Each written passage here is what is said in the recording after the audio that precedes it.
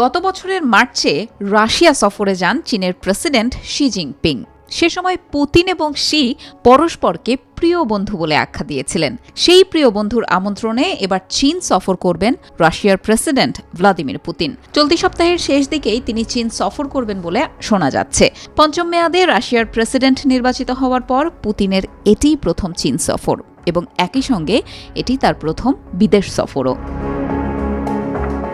এক বিবৃতিতে ক্রেমলিন বলেছে, এই সফরে দুই নেতা বিস্তৃত অংশীদারিত্ব এবং কৌশলগত বিষয়গুলো নিয়ে বিস্তারিত আলোচনা করবেন।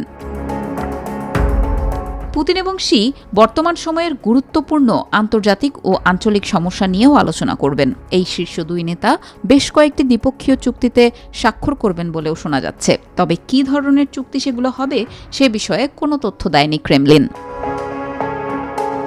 চীন সফরকালে পুতিন দেশটির প্রধানমন্ত্রী লি কিয়াংয়ের সঙ্গেও সাক্ষাৎ করবেন। এ সময় তারা দুই দেশের মধ্যকার বাণিজ্যিক, অর্থনৈতিক ও মানবিক সহযোগিতা সংক্রান্ত সহায়তার বিষয়গুলো নিয়েও আলোচনা করবেন। এছাড়া সফরে পুতিন ও শি দুই দেশের মধ্যকার কূটনৈতিক সম্পর্কের ৭৫ বছর উপলক্ষে একটি অনুষ্ঠানেও যোগ দেবেন।